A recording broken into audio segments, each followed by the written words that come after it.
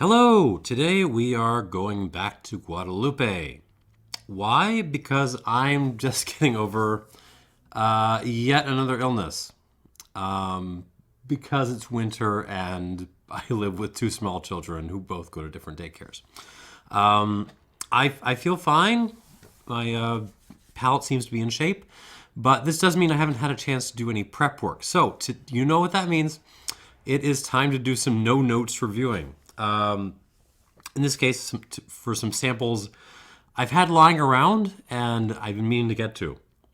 These are 1 ounces, so I'm not going to be able to do a lot of notes with these anyhow. So perfect choices for a no-notes review.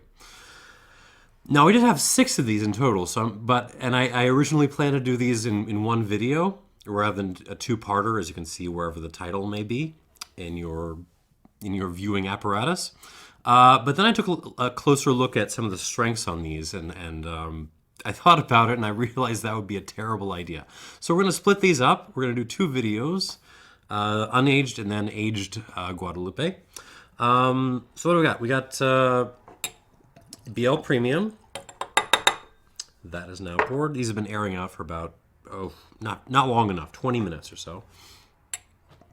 We have got another Bielle, Brut de Colonne, and a Longueteau. This is their Genesis Blanc, 2018.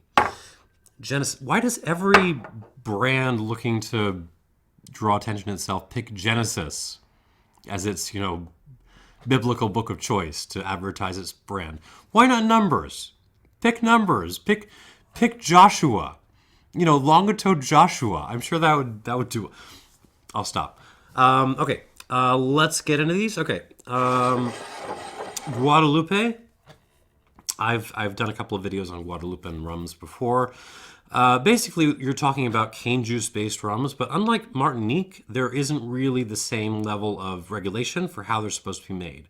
Martinique, they're all pretty much, columns, short column distilled, Creole-style columns. With Guadeloupe, you see a crazy mishmash of different distillation techniques. Both of these are more, usually more standardized, but this one in particular is not. The premium. What is Bielle Premium? I thought it was just regular old Bielle Blanc, which I adore. But apparently the premium is one that is goes through an extra distillation process, a additional pot distillation. So this is what I guess double distilled Bielle, which is fine with me. I mean, Bielle for me is one of the first growths of rum overall. Bielle, of course, on Marie-Galante, which geographically is the little southeastern island in the Guadeloupean chain. All right, let's get into this. I'm excited.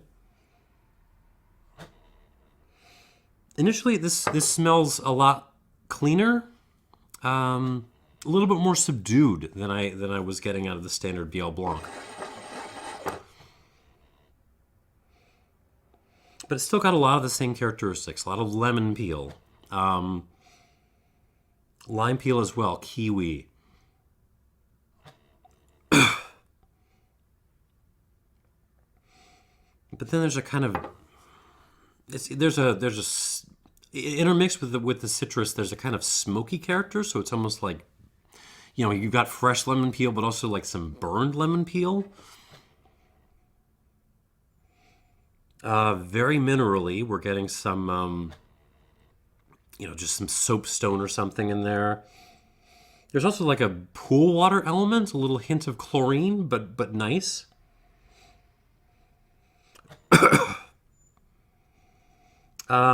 Seawater, definitely present. We're getting some brininess. Hints of tar, but not anywhere near as kind of tarry and grungy as the standard Bielle. At least not from what I remember of it. And I had some this morning.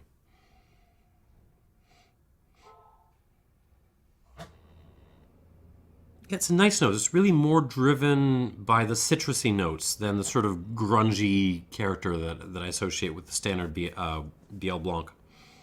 All right, let's try this. I mean, all these I'm really interested in because they're fairly hard to get outside of Guadeloupe itself. So big thanks to the kind soul who sent me these. Here we go.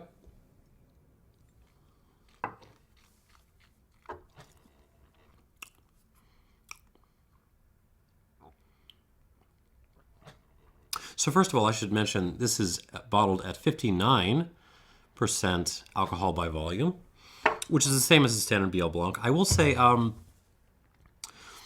this feels much lighter on its feet. It doesn't feel like it's spending less time in fermentation. It just feels like it's a little bit more refined, which you would expect from something that went through an extra distillation.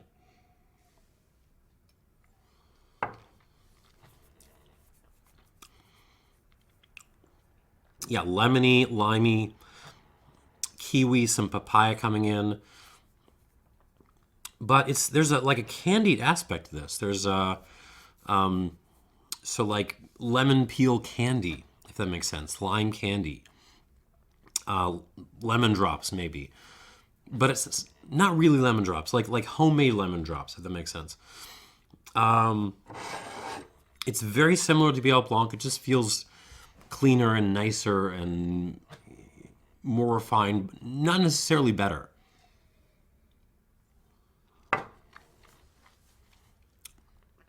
The tar is still there. It's just a little bit less pronounced. Yeah, the seawater, the brine, touch of black olive. But really, this is more about the. This is like 80 to 90% about this the fruitiness and that kind of candied quality, more so than the Bielle Grunge. I still do like it, but it's going to have to come back a little bit from behind if it's going to beat standard Bielle.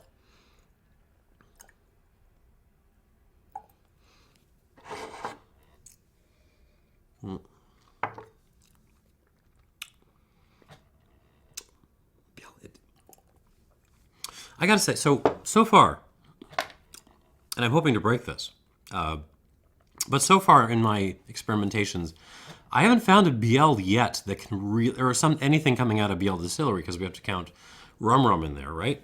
That can actually beat the standard Bielle Blanc, which is what, maybe 20 euros in a standard grocery store,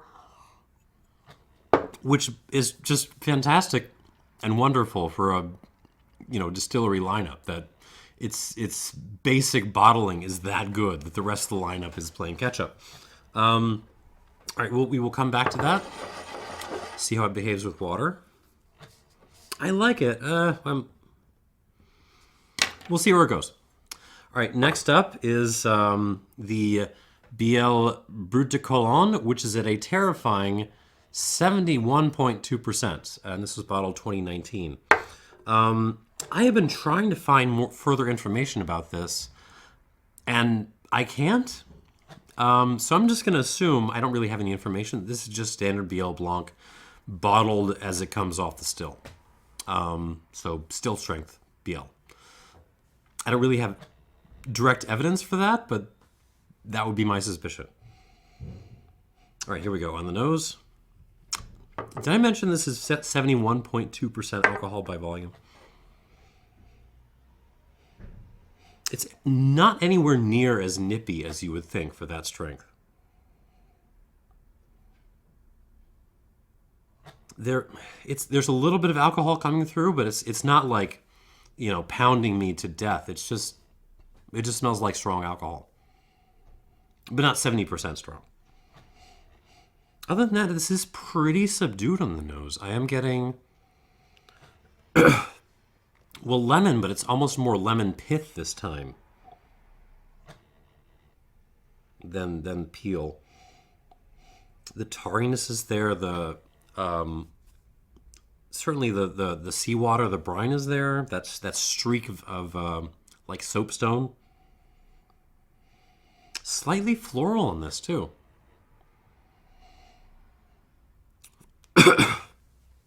But I got to say the this feels reduced, as we would say in the wine world. It's not talking very much, and I'm guessing that's just like the strength is kind of holding all those elements in. So after I add water, this should go bonkers. But I'm not going to add water yet because I have to try this neat. Here we go. Hail Mary, full of grace.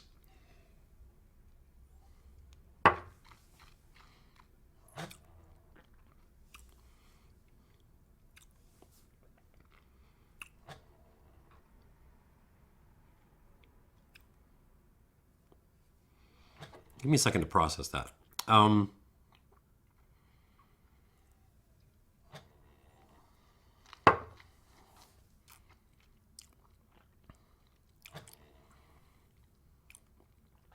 Oh, that's good. It really starts to come together on the second sip. The first, I'm just trying to, adjust the strength, I think. Although again, like this drink's more like 60% than 70, definitely. You feel the alcohol, but it's not pushing up. It doesn't feel like it's pushing up there. You can get into trouble with this. What I'm getting on this, more so than the previous one, is the fennel notes. The fennel and the tar and the minerality is singing, the seawater is, and the black olive are also singing. They're playing along.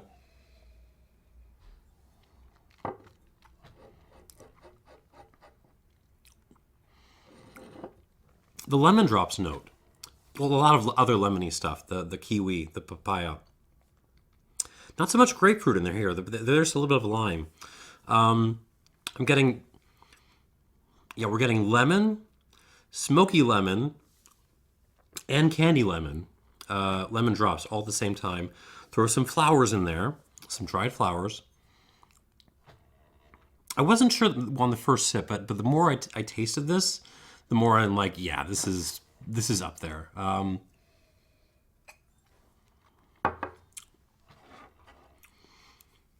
Still feels, as we say, a little bit reduced. It's not talking as much as the standard Bielle is. But you know what? That's what the water is for. So I'm going to give this a hell of a lot of water. At least 5, probably 6 or 7. 3, 4, 5. Let's see. That's enough. Oh God, that's good. We're going to go 6. I'm going to go 6.5. See how that does.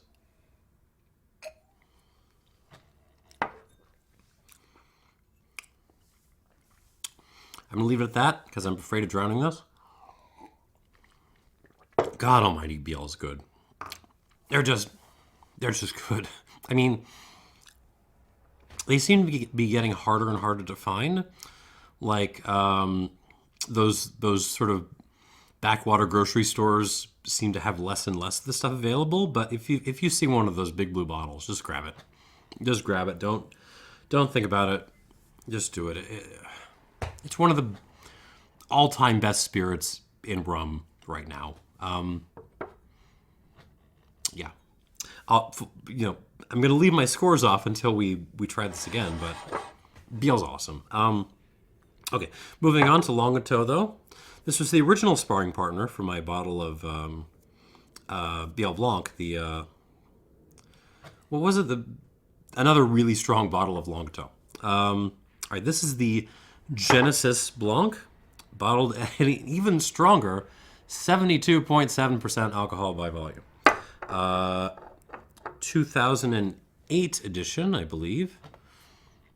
2018, I'm sorry.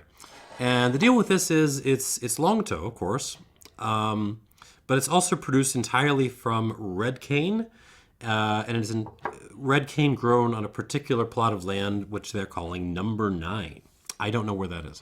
And it's rested for 24 months in stainless steel after distillation. So it is aged, but not in oak. This is aged in inox. Other things? Longueteau is obviously not on Marie-Galante. It's on one of the main islands. Whatever the westernmost main island is. Basse-Terre, I think. Anyways, it's on kind of the eastern side of whatever the westernmost island in Guadeloupe is. All right, here we go. Much more food-like, I guess is the word. When I tried my previous Longueteau, I mentioned how much it reminded me of some of the wilder Mexican rums I had tried. To some extent, Clarin as well, like Vival, because it has this very obvious like tomato note, like sun-dried tomato, or even like a burned pizza sauce kind of note. And that is very present here, along with the olives, fennel, seawater. This is more. There's a grunginess to Bielle and a tarriness, but this Longueteau is much more is actually much more savory. Yeah, this smells like food. Take a burned pizza, but like a really nice burned pizza. Like you bought a really nice pizza and you threw it in your toaster oven for too long, kind of burned, and then you took it out and you covered it in olives and fennel and seawater. That's kind of what this smells like. Slightly floral on this too, actually. And I will be honest, on the nose, this is more expressive to me right now than the Brut de Colonne from Bielle was. There's more coming out, even though this is a percent or two higher, alcohol-wise. But also like that one, this does not smell like 70%. There's a little bit of alcohol nip in there, but it's, I would say more like 60, mid 50s to 60 than 72. All right, here we go. Hail Mary, full of grace.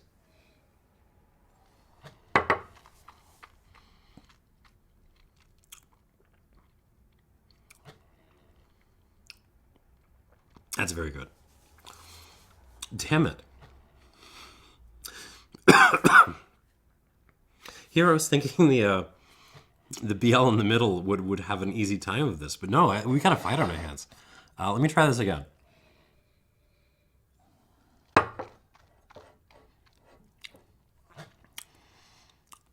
Okay, so you've got a lot of the same notes you had on the nose.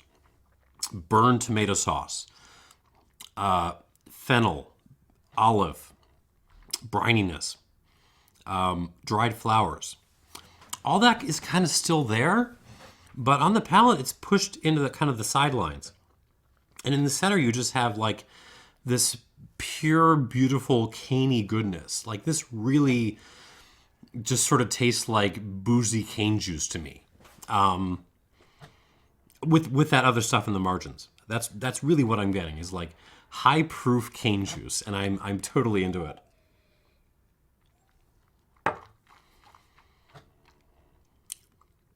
So yeah, if you're ever visiting the islands or even the south, like New Orleans, go to a good restaurant, order yourself a glass of fresh cane juice. Just do it. You need to get that note in your vocabulary, because I don't know if I can further analyze that. It just tastes like cane juice. What else do I have to say about this? There's some white pepper going on as well. Obviously strong and boozy, but it doesn't taste like 70%. This tastes more like 55, 60 to me.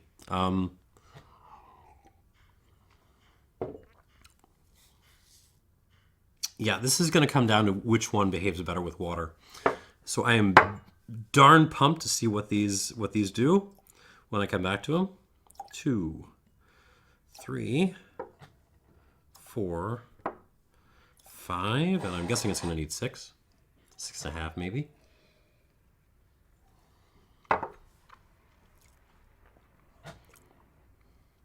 Yeah, this is going to be fun. 6.5.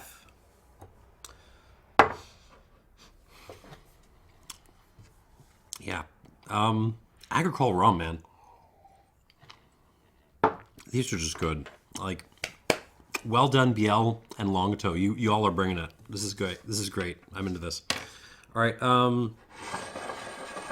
Back to the Bielle Premium, which at this point in my rankings is kind of coming in DFL, but that's not to say this is bad. This is good. It's just the other two are that much better. Bielle Premium, now with some water. Here we go again.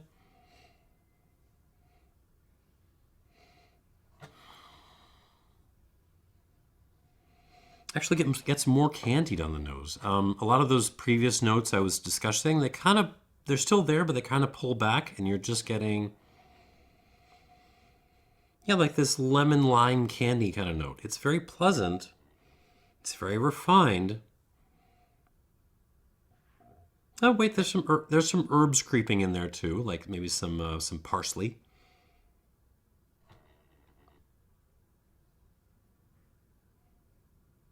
White pepper coming out a little bit more. But I gotta say, I don't think it's gonna win this one. All right, let's try it on the palate, see what happens.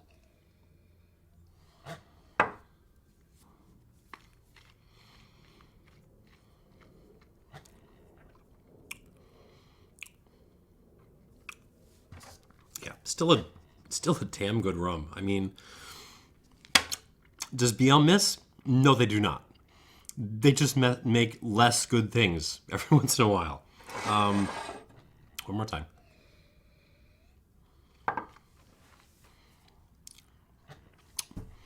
Floral notes, lemon candy, a little bit of tar, a lot more minerality. The rocks are kind of playing themselves up with the addition of water. More pepperiness. The white pepper is kind of there too. Not a lot of brine, not a lot of fennel that I'm getting. Again, it's very clean. It's very well made and very well put together. But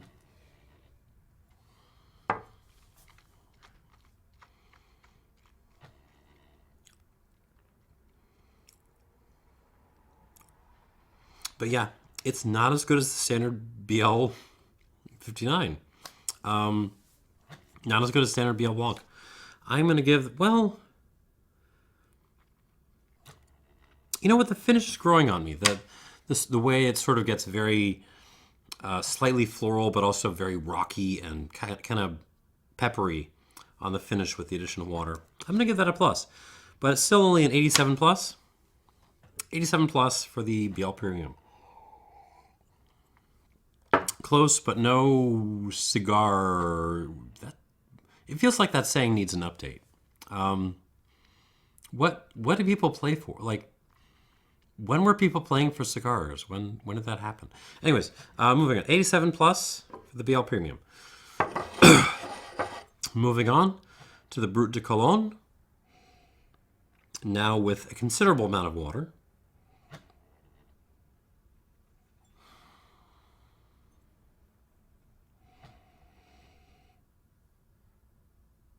It's coming through. It's still, I mean, I don't think I've given this enough time to rest.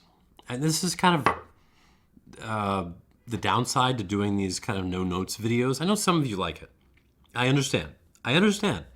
But often you don't get enough time to spend with these spirits and to see how they kind of react to stuff before you have to make a call. And here I can tell that there are good things happening. There's like, there's almost a grapefruitiness coming through now. It's like a floral grapefruity character happening on this, but it really feels like the nose kind of shut down a little bit with water. So this is one, if I were, doing a regular drinking session just by myself, I would probably, set this down and leave it for at least 10 more minutes just to give it time to adjust the massive amount of water I dumped into this. But oh well, we're not going to do that. See what happens on the palate.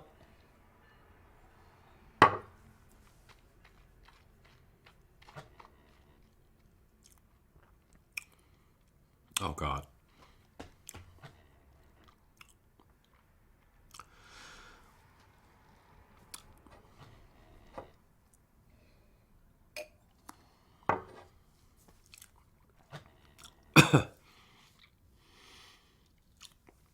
That's just phenomenal.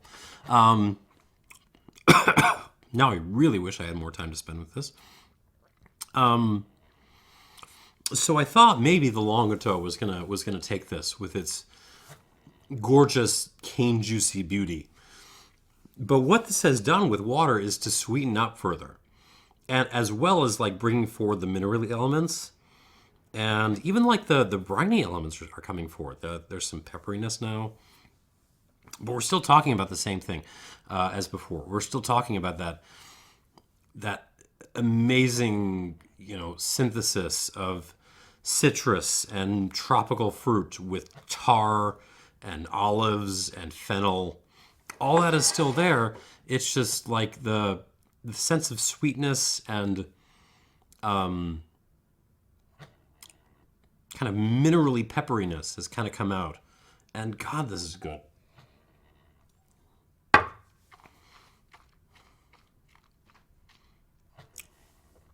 Oh.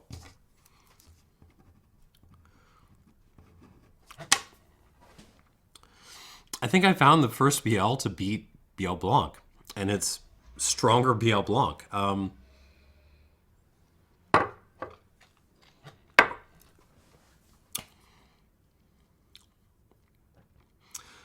there's so many little things going on there. There's some Sichuan peppercorns. There's some almost perfumey notes happening. Jesus, there's herbs going in. This is great. This is phenomenal. I'm going to give this an 89 points out of 100. It can't quite make it to 90, but, hold on.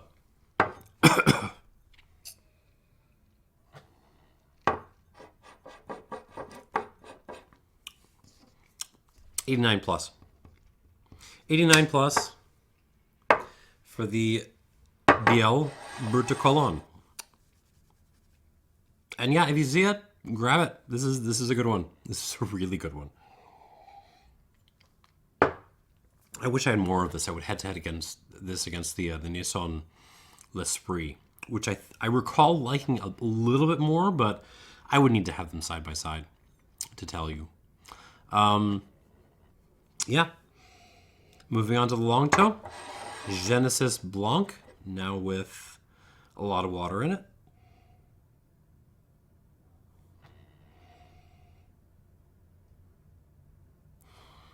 The white pepper comes forward, but otherwise there's not a lot of development on this. And that may be the story.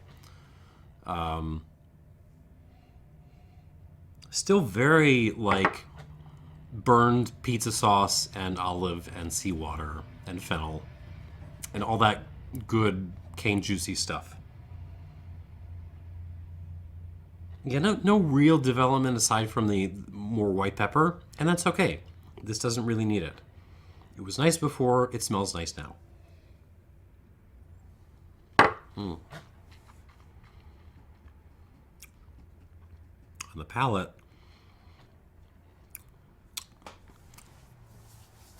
that is still a darn good rum.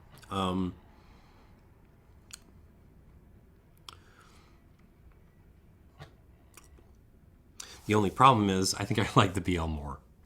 I'm sorry.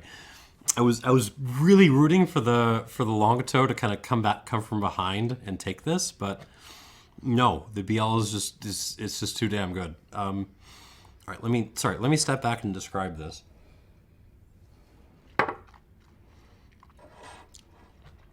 Well, I don't have to. I can basically copy and paste the same description I said a couple of minutes ago when I was trying this neat. It basically tastes the same. It's got tons of delicious, like, cane juicy sweetness, and it's gorgeous. And then kind of playing on the outer corners are those notes from the nose. The savory pizza sauce, fennel, olive, seawater, rocks.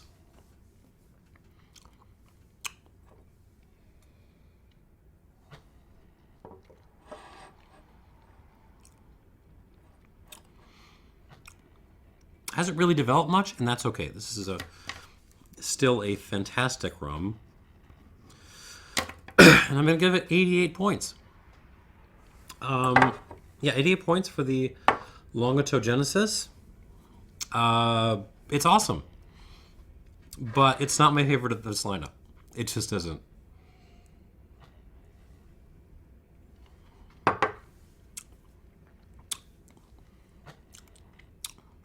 God, Bielle is good. Yeah. If you see it, grab it. Don't ask questions. Whether it's the Blanc or this or anything else they make, I mean, they just don't miss. So yeah, once again, Bielle Premium, not my favorite, still very good, 87 plus. The Brut de Colonne from Bielle, 89 plus. And an honest and well-earned 88 from for Longueteau Genesis. Thanks for watching, and cheers.